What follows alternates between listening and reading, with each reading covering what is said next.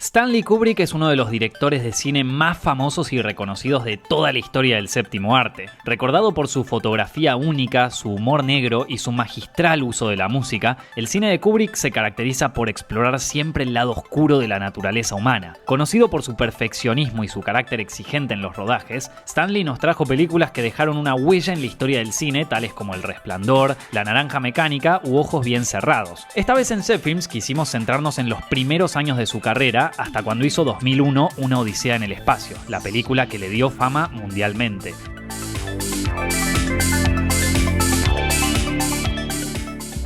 Nacido y criado en una familia de origen judío en el Bronx, un barrio histórico de Nueva York, Stanley era un chico tímido que no destacaba mucho. Sus notas eran bastante bajas en el colegio y prefería pasarse horas leyendo libros, especialmente mitos griegos y los cuentos de los hermanos Grimm. Su padre, un prestigioso médico, reconoció los talentos de su hijo y lo introdujo a dos hobbies que lo marcarían de por vida. A los 12 le enseñó a jugar al ajedrez y a los 13 le regaló su primera cámara fotográfica, una Graflex. Stanley se haría un aficionado a capturar imágenes y revelarlas con la ayuda de un vecino que tenía un laboratorio fotográfico en su casa. Hasta consiguió ser el fotógrafo de su propia escuela. Y así se recibió en el año 1945 y quiso entrar a la universidad. Pero la cantidad de veteranos de guerra que entraban a estudiar con becas del gobierno lo dejó sin ningún espacio. Un poco frustrado por este rechazo, Stanley adoptaría una actitud autodidacta durante la vida, aprendiendo por su cuenta todo lo necesario para salir adelante en el trabajo. Kubrick empezó su carrera vendiendo fotos a Look, una revista de primera línea de la época que era famosa por sus reportajes fotográficos, y allí consiguió que lo contrataran como fotógrafo de planta al poco tiempo.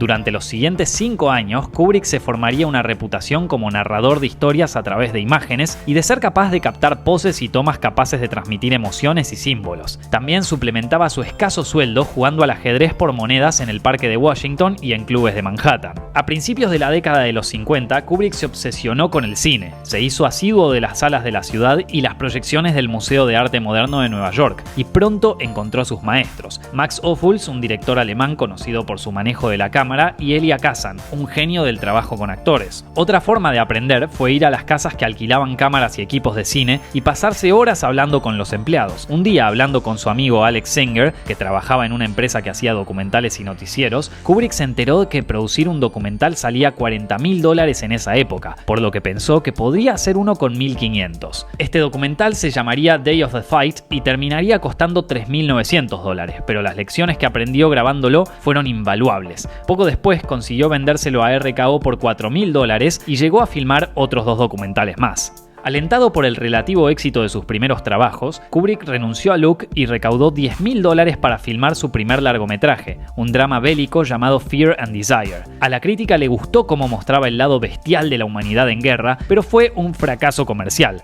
Costó $53.000 y llegó a muy poca gente. Su siguiente proyecto, un policial noir llamado Killer's Kiss, funcionó un poco mejor con la audiencia y le ganó elogios por su manejo de cámara, aunque las actuaciones y la historia fueron bastante criticadas. En esa época, Kubrick conoció a James Harris durante una de sus partidas de ajedrez. Se hicieron amigos y terminaron fundando su propia productora, Harris Kubrick Pictures. Harris compró los derechos de una novela que Kubrick llevaría a la pantalla con el nombre de The Killing, su primer proyecto profesional en Hollywood. Los dos amigos se mudaron a Los Ángeles y lucharon para que la película se estrenara en cines. Después de mucha negociación lo consiguieron, y aunque The Killing no fue muy popular con el público en su momento, Metro-Goldwyn-Mayer se interesó en el incipiente director. Las siguientes 3 películas que Stanley haría para MGM lo consolidaron como director en la industria. Estos 3 proyectos fueron Senderos de Gloria, otro drama bélico con Kirk Douglas a la cabeza, One-Eyed Jacks, un western con Marlon Brando y que Kubrick abandonó por problemas con el estudio, y después Espartaco, un proyecto muy difícil para él.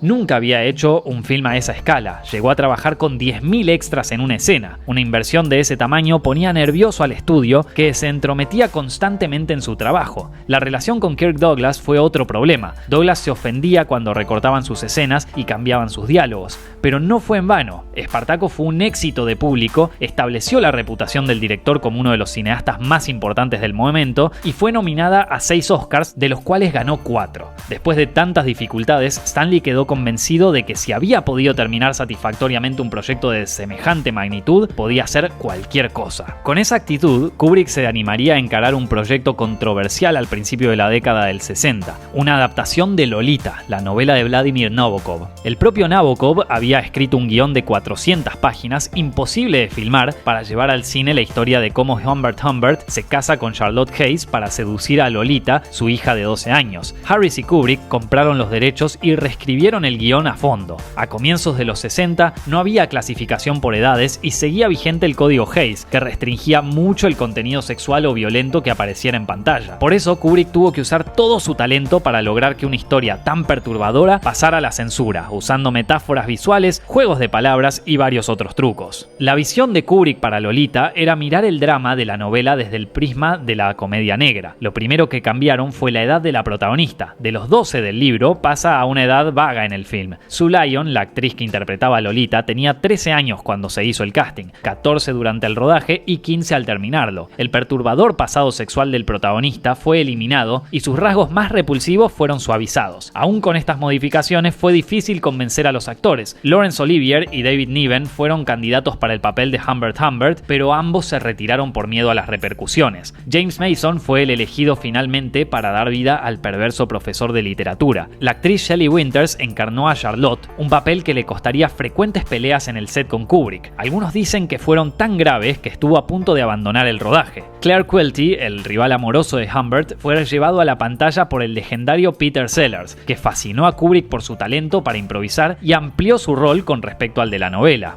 Aunque la acción de Lolita sucede en Estados Unidos, Stanley tomó la decisión de filmarla en el Reino Unido debido a las reducciones de impuestos que le ofrecía ese país y porque estaba cansado de la intromisión de los grandes estudios norteamericanos. Con el tiempo se instalaría en ese país y terminaría grabando ahí el resto de sus películas. El rodaje duró 3 meses, entre 1960 y 1961, en los estudios Elstree. Después de varios cortes y modificaciones para evitar la censura, logró estrenarse en 1962. Recaudó $3 millones los primeros días, pero no fue un gran éxito comercial. Había costado 2 millones. Pero más allá de eso, con el tiempo sería aclamada por toda la crítica y pasaría al Olimpo de la cultura popular. Kubrick disfrutó tanto colaborar con Peter Sellers y su talento para el humor que lo llamó para su siguiente trabajo, Dr. Strangelove, una ácida comedia acerca de la situación política entre Estados Unidos y la Unión Soviética a principios de los años 60. Repleta de humor irónico sobre algo tan terrible como un holocausto nuclear, tampoco logró ganar el favor del público, aunque perduró en la memoria y hoy es considerada una de las mejores comedias de Hollywood.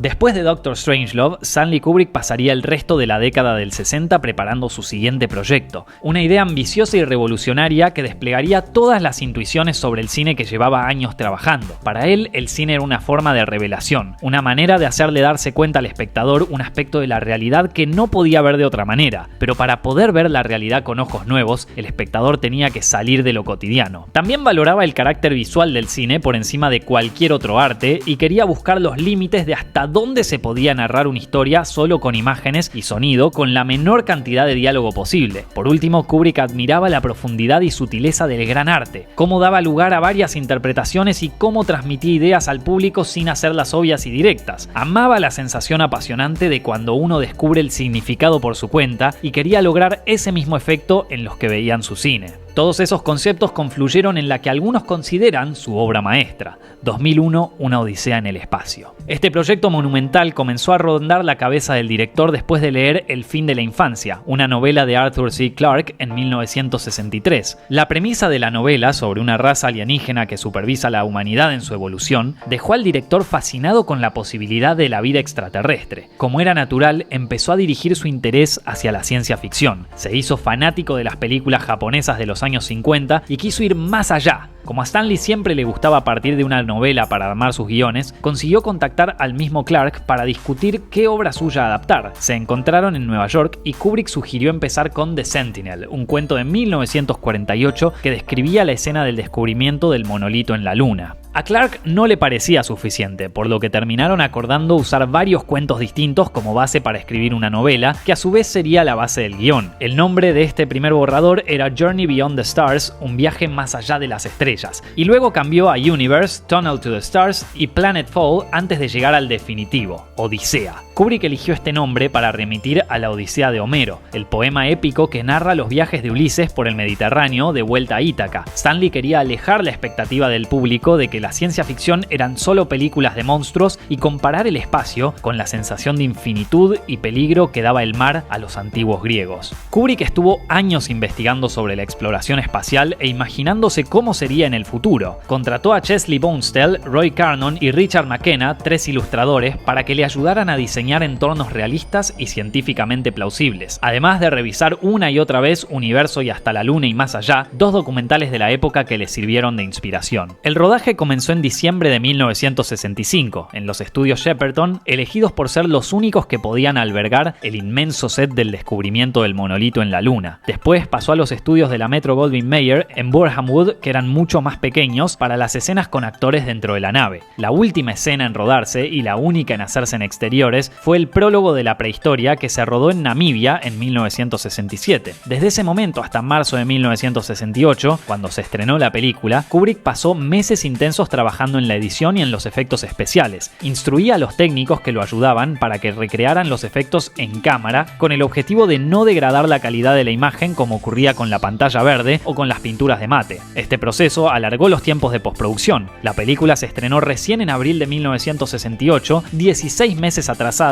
y $6 millones por encima del presupuesto inicial. La crítica no fue muy amable con la película al principio. No entendían la falta de diálogo, su ritmo lento y la trama enigmática. Con el tiempo, el público y la crítica la amarían. En 1972 había recaudado $31 millones.